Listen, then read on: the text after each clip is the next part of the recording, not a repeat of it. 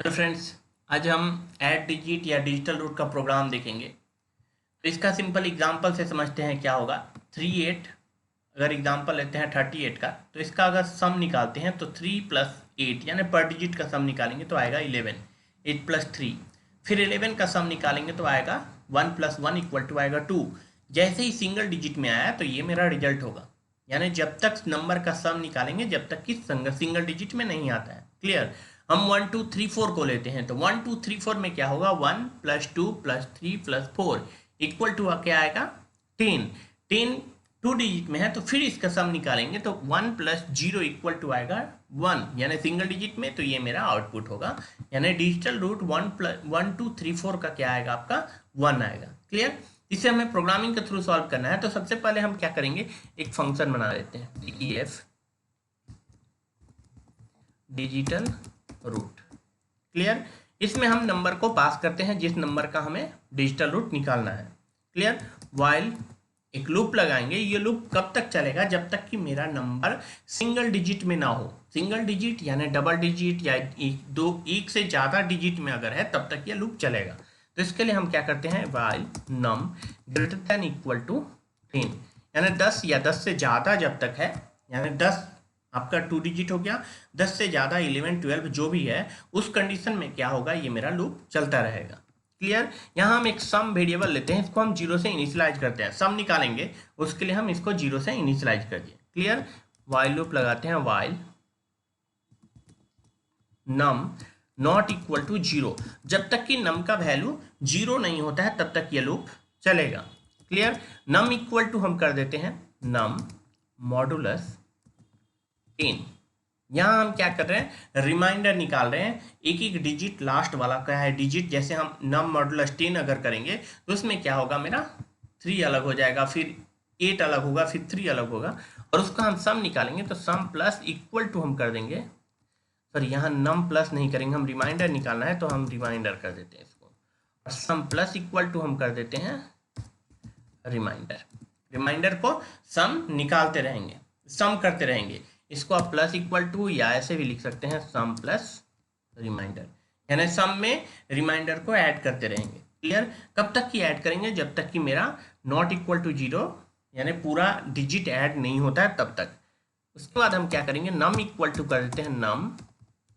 यहाँ double slash दिए हैं किस लिए, सिंगल हम इंटीजर में लाना चाहते हैं, डेसिमल वैल्यू नहीं होना चाहिए। क्लियर। इसके बाद हम क्या करेंगे, नम इक्वल टू हम कर देते हैं टेम्प, सॉरी सम। नम में हम क्या किए, सम को स्टोर, सम के वैल्यू को नम में स्टोर कर दिए। क्लियर। उसके बाद हम क्या करेंगे, सिंपल रिटर्न कर देते हैं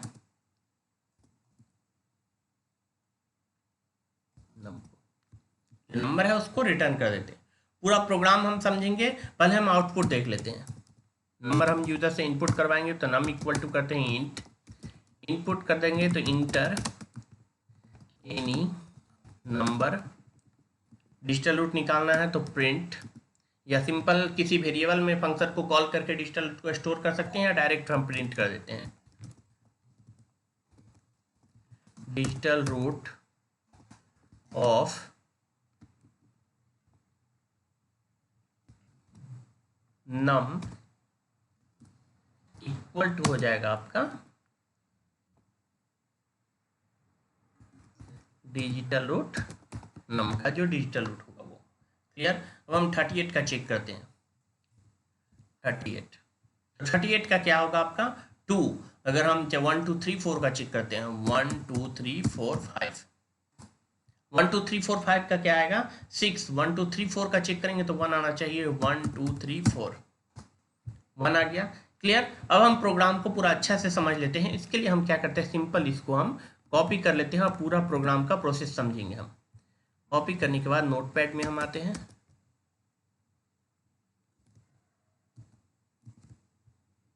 और इसको यहाँ पेस्ट कर देते हैं। अब पूरा अच्छा से समझिएगा प्रोग्राम को। यहाँ क्या है, हम 38 को पैरामीटर से मेरा प्रोग्राम में जो फंक्शन हम डिजिटल रूट कॉल किए हैं उसमें मेरा इन हो रहा है। क्लियर। तो यहाँ पे क्या हो जाएगा, आपका 38 हो गया। 38 कब तक ये लूप चलेगा, वाइल लूप जो एक्सटर्नल आप देख रहे हैं वो कब तक चलेगा, जब तक कि सिंगल डिजिट में नहीं आता है तब तक। मेरा डबल डिजिट में है, तो उस कंडीशन में क्या हो जाएगा, यहाँ पे फिर 38 हो जाएगा। क्लियर।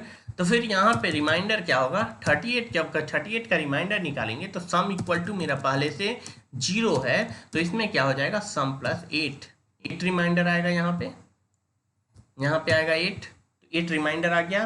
फिर जैसे ही नम को हम 38 को 10 से डिवाइड करेंगे तो बच जाएगा 3, तो यहाँ भी आ जाएगा क्या है, 3। अभी भी नॉट इक्वल टू 0 हुआ है, नहीं है, चूंकि उस कंडीशन में क्या होगा मेरा, फिर 3 का हम रिमाइंडर निकालेंगे, तो 3 का रिमाइंडर निकालेंगे तो 3 आएगा, तो 8 पहले से है प्लस 3 हो जाएगा, इक्वल टू आ जाएगा आपका 11।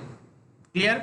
उसके बाद क्या करेंगे, 10 से जैसे ही 3 को डिवाइड करेंगे, ये 0 से नीचे जाएगा, जैसे ही 0 से नीचे जाएगा ये वाला लूप मेरा बंद हो जाएगा। उस कंडीशन में सम का वैल्यू मेरा क्या हो जाएगा, नंबर में सेव हो जाएगा, 11 आ गया।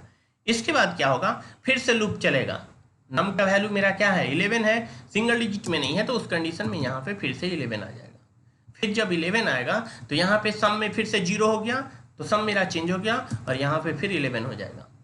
11 का हम क्या करेंगे, फिर से जब रिमाइंडर निकालेंगे तो आएगा 1।